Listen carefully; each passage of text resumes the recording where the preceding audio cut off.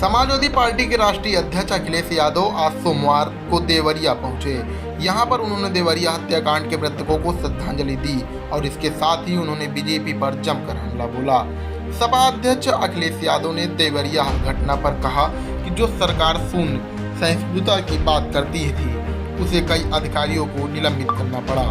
यदि अधिकारियों को निलंबित करना पड़ा है तो सरकार ये बात स्वीकार कर रही है कि इस मामले में अधिकारियों की नाकामी रही है। वहीं सपा अध्यक्ष ने कहा कि देवरिया कांड शासन प्रशासन और न्याय के लिए एक चुनौती है।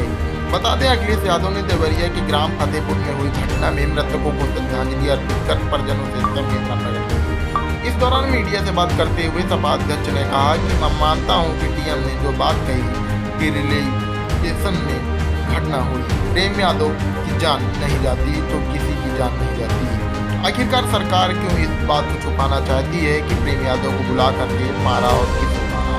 आप बताइए, क्या सुल्तानपुर में एक ब्राह्मण डॉक्टर को ड्रिल से नहीं मार दिया? क्या उनके परिवार के बच्चों को अपने गले लगाया? इसके साथ ही अखिलेश ने कहा कि वो परिवार नहीं मिलना चाहता, वो उसकी भावना है। हो सकता है उसके बेटे की भावना ना भी हो। कुछ नेता हैं जो उसको समझा रहे हैं।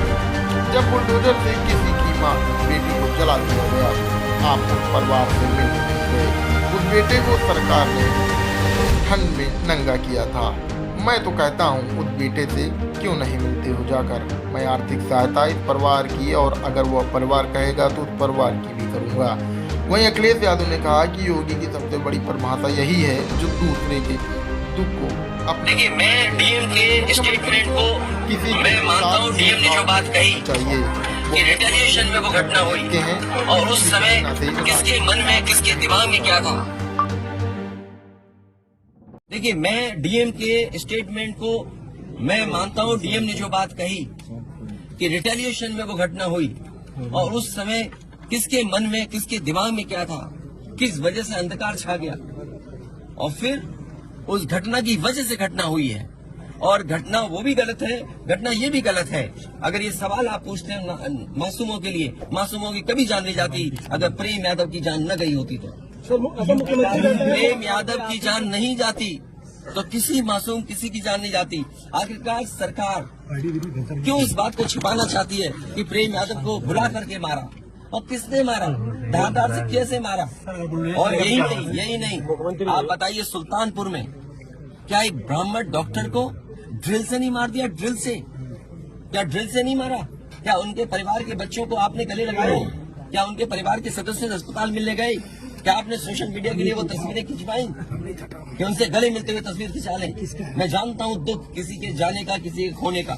आज हम जरूर इस परिवार के साथ हैं या और लोग हैं, लेकिन जब वो अकेले बैठेंगे कभी याद आएगी उनके परिवार के सदस्य की तो उन पर क्या गुजरेगी? सोचिए आप। क्या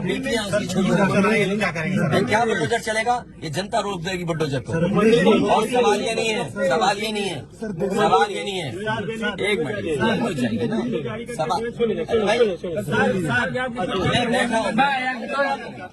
ये जो बुलडोजर चलाने की भाषा है, जो बुलडोजर चलाने की संस्कृति है, ये मत समझिए बुलडोजर में दिमाग नहीं होता है। अगर बुलडोजर न्याय देने लगा तो अगली सरकार भी यही करेगी। इसलिए मैं सोचता हूं कि अगर आप योगी हैं, योगी की परिभाषा यही है, दूसरे का दुख अपना दुख समझे। आप अपना गिराते हैं तो मुआवजा लेते हैं। आपकी किसी की हिम्मत हो अगर ये बात की कि उन्होंने अपनी बिल्डिंग गिराई और कितने करोड़ मुआवजा उठाया, अगर आप इसे बुलडोजर चलाना चाहते हो तो उतना ही मुआवजा देना जितना मुआवजा आपने खुद लिया है सरकार से।